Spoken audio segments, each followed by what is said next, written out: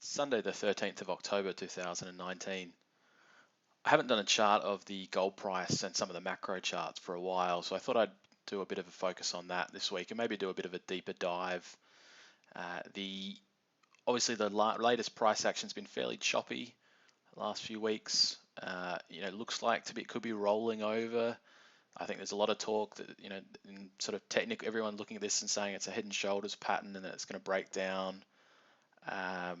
It's looked like it was going to break down a couple of weeks ago, where it's gone, broken through that sort of 1490 area and fallen probably $30 or $40 in a couple of days, but then recovered pretty quickly after that. And I think it sort of shows there's an underlying strength to this move that hasn't necessarily been there in the past. And a lot of gold traders are probably they're used to this environment of the last 5 years where it's been a pretty difficult one to make money, and any rallies have been sold, and topping patterns kind of sell into those as well and wait for them to break down. I think there's probably a couple of different scenarios here. If you look at the move we had in 2016, which I probably started talking about the similarity of the 2016 move 3 or 4 months ago, there's a potential to emulate that in this consolidation area in June.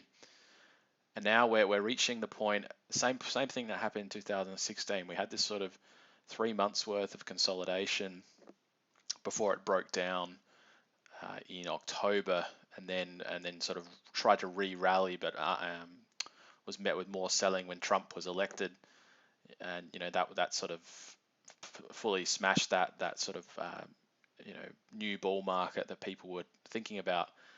So it's a very similar sort of move here in terms of duration and size as well in price move. So we've probably gone on a little bit longer at the moment, but it's about 10 to 12 months from the lows as it was in 2015. And now we're reaching that point where the market's going to have to kind of decide where it goes. And I tend to think that there's still a lot of the Trump movement, the movement in the gold price after Trump was due to a move back into US stocks. He was going to cut taxes, he was going to be very pro-business, and that was sort of got those animal spirits going in the stock market again. And I think at the moment the environment's a little bit different. There's a lot of risks of recession, not just in America, but particularly in Europe and elsewhere in the world, China too. I think these risks are more evident than they were in 2015, 2016, and I just feel like that U.S. stocks are going to struggle to rally. We saw that on Friday there was the announcement from Trump of a interim trade deal. I'll talk about that in a second, actually, in the S&P 500 chart. But it feels like a lot of the good news is kind of priced in. Even here, that trade deal has been priced into the market a lot of the time, and gold still failed to break down. It's still holding comfortably toward the top of this trend, hasn't rolled over. What I thought I'd look at is just doing a bit of work on the 2009 to 12 bull market in gold, in the gold price, and we saw a series of these kind of $250 to $300 moves in a period of a few months, and then these consolidation periods, and that's, I think, the alternative scenario to one that we're gonna sort of roll over here, and most people think maybe retest this breakout zone around that high 1300s or sort of low 14s, is that we have this consolidation period and then we have another leg up. And I just feel like this, having sort of been following this market pretty closely for the last 5 or 6 years, it does feel different than it did in these rallies, even in 2016. I think the market feels like it wants to go higher, and I wasn't really following the market in 2009, 2012, but I think the sort of underlying bullish trend there is more similar to now than when we were in 2016. It's that consolidation in a bear trend. It hadn't fully broken out above the previous a full breakout pattern, which it has now from this sort of complex kind of head and shoulders bottom that's taken a few years. So I think we're in a better place now than we were in 2016. So on each of these moves, you didn't see these huge retracements necessarily. this 50% retracement is probably the largest one. And when I say retracement, obviously I'm talking if we have a $300 move up, you're going to see you might see a $150 move down. But in most of these moves, you're getting more in that 30 to 40% range for a few months. And I think we're probably about 2 months in from the highs now.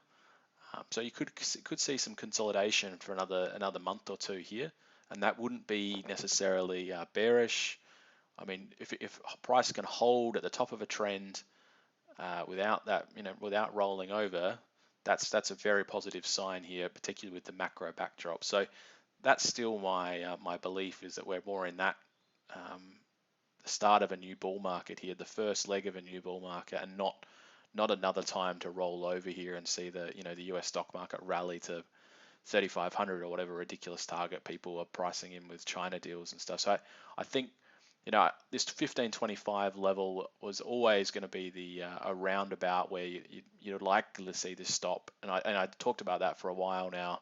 It was obviously the breakdown of the 2012-13 sort of top. And if anyone remembers that was the huge key level there. When it broke through that, it caused a massive 2 or 3 day sell-off in the 10 to 15% range. So it was always going to be an area where you would likely to see some consolidation. So I'm still positive on the gold market here. I think people get they want to see, I don't know if it's because everyone's become more impatient, or with Bitcoin traders, for example, seeing these explosive moves, that you want to see. If you think the same of gold, you want it to go to 2000 in the space of 3 months. It doesn't work like that. There's always going to be these lulls where price has to sort of consolidate, and some of those speculative traders get out of the market, and then we're ready for another move up. And I think particularly also we're seeing now some talks about QE. The Federal Reserves, they're not doing QE, even though it looks very much like QE. They're buying short-term bonds, so they short-term treasuries, and not focusing on the longer-term bonds, and that makes it not QE in their mind. But most people are predicting now that the Fed could switch to some form of other QE. You're going to cut interest rates further. So all these sort of and that's what you saw here. Each of these moves, or a lot of these moves, were associated with the next round of quantitative easing, what came next, and sort of another round of market uncertainty about what that meant, and and if that meant more likelihood of inflation, was might be more positive for gold. So I think if you see some action here with the Fed starting to change their tune and reset expectations for more easing and more unconventional policy, you can see another leg up in the gold price. But it's going to take, I think there's a Fed meeting in a couple of weeks, there's kind of a 50-50 chance for another interest rate cut. We'll see if this trade deal has an effect on that. And while I'm speaking about that, so that was the big news story on Friday night Australian time, was this trade deal. It looks very much like an interim trade deal. Trump said he wouldn't do an interim deal, and now he's kind of seems to be buckling on that a little, and wants to see some positivity in the market. Even then, like I said, this trade deal has been priced into the US stock market so many times that it's always likely been when it actually happened, it was always likely to be a sell the news event. I don't see, I'm not of the belief that the trade deal really was the cause of of economic weakness, for example, which is kind of the narrative you see on the nightly news, that there's nothing, it's all just about the trade deal, and if that was fixed, the world economy will go back to normal. It's not that simple, and I think a lot of people sort of, it's debt dynamics and a few other things, that the world is so indebted and can't get any economic growth because of that, rather than this trade deal, which is kind of almost the scapegoat for broader economic problems. But in any case, I think the S&P 500 is going to struggle to rally here further. That's what people would have been expecting there, but it actually pulled back sort of 1.5% there from the intraday high. So that's not a positive kind of signal, I guess. And again, it's in this incredibly sort of narrow range here, where it's been for the last 2 years now almost. It's been stuck above this sort of 2,800 level and just grinding higher, but not really making a lot of progress. So I think we're still more likely to eventually roll over here, but there's it's taking a long time and it's held up better than I would have expected. A few of the other charts, gold price in Australian dollars obviously holding extremely well, still above 20, well, almost above 2200 there.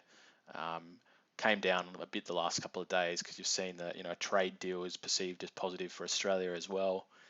Um, for trade in general and trade exposed currencies like the Australian dollar. So Australian dollar strengthened and the gold price fell a bit as well. So that's but still 2200 is extremely good.